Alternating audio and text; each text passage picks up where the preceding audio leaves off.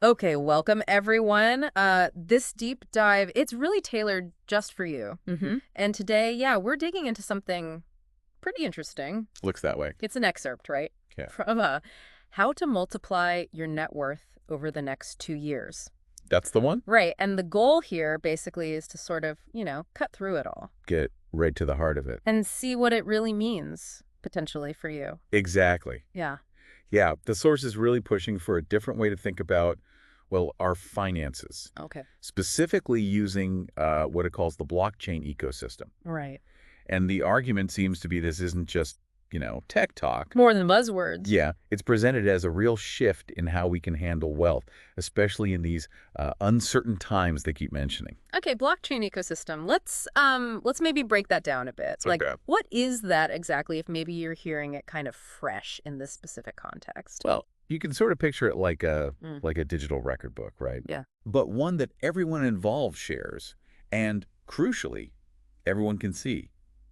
It's transparent. Okay, transparent. Shared ledger. Yeah, and critically, there's no single like entity in charge controlling it all. Not centralized. Exactly. The information, the value, whatever it is, it's spread out Distributed. over lots and lots of computers. That's really the key difference. Gotcha. And because of that setup, it's really, really hard to tamper with or, secretly change. Right, add security. For sure.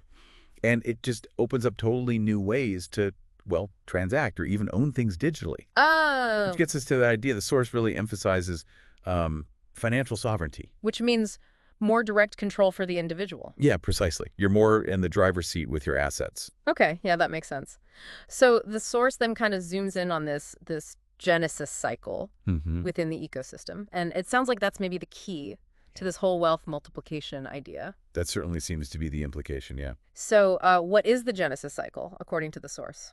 Well, look, the excerpt itself, that doesn't give you like a dictionary definition. Right, no step-by-step guide. No, but we can kind of infer what it's likely pointing at. Okay. Think about, think about previous tech shifts, Yeah. like the early internet days. Yeah, the dot-com era, big opportunities, big risks, too, Exactly. New tech almost always has this initial phase, this window. where the early people, the adopters, can get involved. Right. Creates those initial opportunities. So this Genesis cycle probably means something very similar, but, specifically for the blockchain space. Okay, like a foundational period. Yeah, a phase where all these new applications, new kinds of digital assets, entirely new ways to potentially generate value. We're just starting to emerge. They're just bubbling up, yeah.